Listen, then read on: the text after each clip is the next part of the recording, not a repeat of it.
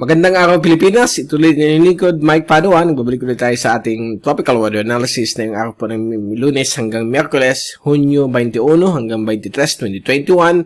At itong Tagalog version ay pinaglilingkod sa inyo ng Typhoon 2000. Now, bago tayo magsimula sa ating usual GraphSat at sa mga updates tungkol sa papalapit na bagyo sa Western Pacific, umpisa muna natin itong araw na ito, June 21st, at hanggang bukas po ito, June 22. Ito po ang start ng summer season. Okay, that's right. Summer season po yan. O yung tinatawag nating summer solstice. Nagtataka kayo. Akala natin ang summer season ay sa buwan po ng Marso, April, Mayo. Tandaan po natin, dahil nasa tropics po tayo. So, dito po sa ating bansa, ay wala talagang tinatawag na tunay na summer season. Ito yung tinatawag natin hot dry season.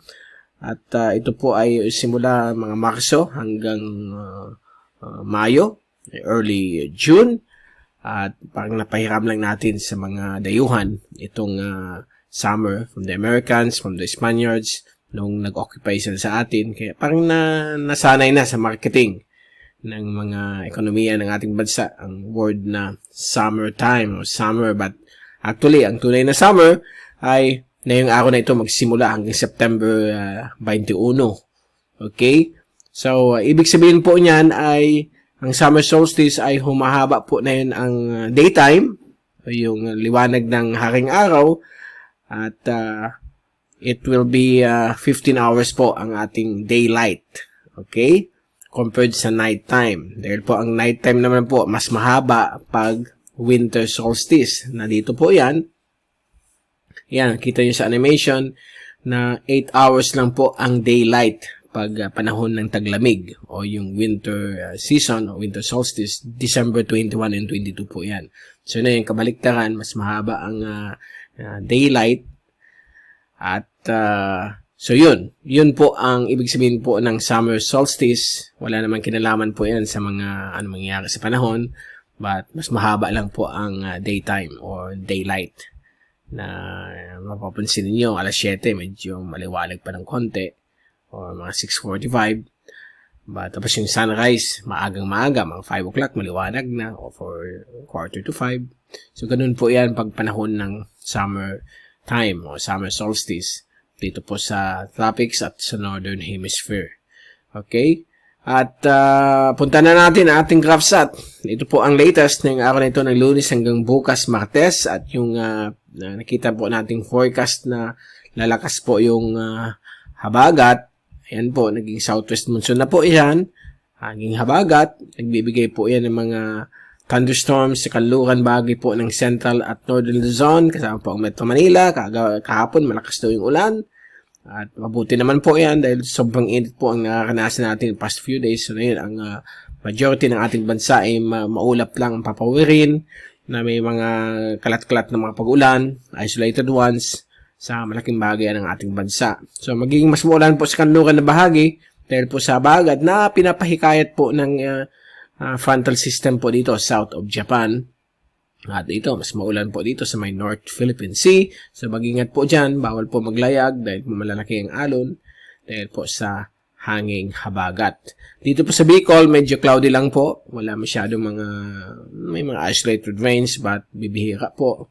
Mostly cloudy at breezy po ang hangin mula sa Timog Kanluran o habagat area. At dito naman po sa Western Luzon, medyo may mga pasulpot na mga thunderstorms lalo na po sa hapon o gabi. Hindi naman siya whole day on and off dahil po frontal system lang po ang nagkakahikayat niyan. Kapag may bagyo po dito, yan, medyo mas apektado talaga tayo ng habagat. Grabe mga ulan, may mga pagbabaha, may mga landslides. So, ngayon medyo, although lumalakas na po siya dahil papasok na tayo sa July, so, magiging common na po yan. Lalo na po kapag may mga bagyong lalapit sa atin. Ngayon po, mayroon tayo na buong bagyo. But pasalamat po tayo. Nasa labas po ito ng ating bansa. Hindi po siya papasok ng Philippine Air Responsibility. At dadaanan lamang po niya ang isla po ng Guam at Northern Marianas sa loob ng 6 hanggang 12 oras. So, pagkalampas po niya, baka maging tropical storm. Ito po si 6W, isa pong tropical depression. Ang hangin niya na si 55 kph hanggang 75 kph. So, napakaliit po ito na system. Hindi ito kayang maghikayat ng habagat. Usually, magpupul lang siya ng habagat pag nandito na po siya sa may northeast of the Philippines. Line of sight po yan ng hanging habagat. Okay? So, iyan po ang tracking ni 6W. Kinakita po natin dito sa animation na medyo 50-50 pa ang kanyang development. Baka nga malusaw po ito o pwede pa rin lumakas. So, depende po yan sa upper level winds na may experience niya pagdaan niya dito, paglampas niya sa may Guam at Northern Marianas. Ito naman po yung paghikayat ng frontal system sa habagat, sa kanluran bahagi po ng Luzon, na may mga thunderstorms po, lalo sa hapon o gabi. Overall naman po, ang effect po ng habagat ay cloudy and windy. Okay? Ito naman po ang track ng Joint Typhoon Warning Center para makita ninyo kung saan siya papunta. So, ang Philippine Area of Responsibility po ay banda dito po yan. Ito po yung territory. Okay? Dito na sa line na yan. So, pardon my line. So, yan po. Diyan lang po siya. Halos, masabi po natin mataas ang probability na baka hindi na po lumapit sa ating bansa. But, babantayin po natin kasi medyo less than 50% ang probability itong track na ito. Dito, nasa medium chance pa po ang, nasa medium confidence po itong tracking nila dito. But pwede pa po magbago, but pinapakita lang hanggang tropical storm. At pwedeng hindi na po siya lumakas. Depende po sa situation po ng upper level winds.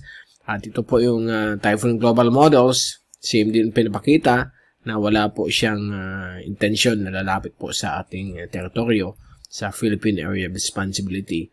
So yan po ang good news. But wala po tayong inasahan po mga grabing ulan except po itong mga thunderstorms mula dito sa satellite animation. Kita po natin from windy.com itong mga localized thunderstorms na pinapahikayat din na yun ng habagat sa gitna at hilagang Luzon. Lalo po sa kanluran bahagi po ng Ilocos region, dito po sa western sections ng Central Luzon, Metro Manila, posible magkaroon din mga thunderstorms at Southern Tagalog provinces as well. Dito rin po sa western sections ng Mindoro at Palawan, Western Visayas, although dito mahina lamang po ang hanging habagat, as well as sa Bicol, mostly cloudy lang po tayo. Dito naman po sa Mindanao, ito po ay mga local convections, nag-produce po ng thunderstorms sa area nila. Dito susunod na 24 oras na sa hapon o gabi. At ito naman po ang ating rainfall accumulations, load na 3 araw. At kita po natin na bulk ng mga pag-ulan ay inaasahan po sa may West Philippine Sea, lalo na sa may costales po ng Ilocos region, western sections ng Central Luzon, western sections ng Southern Luzon, kasama po dyan ang Western Mindoro at Western Palawan, and also yung Calamayan Group of Islands na kung saan nandun po ang Coron. Ang ibang bahagi po ng ating bansa ay magiging katamtaman po ang lagay ng panahon. Mostly maulap, ang papuwirin na may konting hangin mula sa timog kanluran. At may mga chances pa rin po magkaroon ng mga localized thunderstorms like sa Bicol. At mataas po ang probability dito sa may Northern Cagayan. Dito rin po sa iba't ibang bahagi po ng Mindanao because of local convection. At bago tayong paalam, ito yung wind forecast mula sa American model, pwede sa windy.com. Medyo similar naman po sila sa tracking po ng European model. At ayan po, ngayon nandiyan, kita natin yung bagyo. Ito po yung frontal system. Ito yung paghikayat ng habagat sa atin na medyo hindi naman po masyadong maulan. Itong habagat na ito as of now. Bukas po, manatili pa rin yung wind system po sa Luzon. And sa dulong hilagang Luzon, lalo po ang Batanes, dahil po sa paghikayat ng habagat, itong frontal system, at ito na po ang bagyo, papalampas na po sa Guam, at Miyerkules ay magsimula na po siya mag-recurve, okay, hindi na po siya lalapit sa PAR, at ito po yung patuloy pa rin na epekto ng hanging habagat sa kanluran bahagi po ng Luzon. While ang ibang bagay po ng ating bansa ay hina na po yung southwesterly surface wind flow to variable winds, lalo na po sa Mindanao at eastern Visayas. So expect pa rin mga thunderstorms dito sa bahagi nito ng ating bansa na kahit hindi affected ng habagat, may mga local thunderstorms due to local heating. So magkakaroon po ng mga pag-ulan. Okay? And ayan po, dyan po nagtatapos ang ating update sa ating panahon. No worries po. Malayo yung bagyo, hindi po yung papasok ng PAR. So, sa Miyerkules, magbibigay ulit tayo ng another update sa ating panahon. At huwag niyong kalimutan, mag-subscribe sa ating channel, MrTyphoon.tv. At i-click lang po ninyo palagi ang notification bell kung gusto niyo maging updated sa mga bago nating YouTube videos.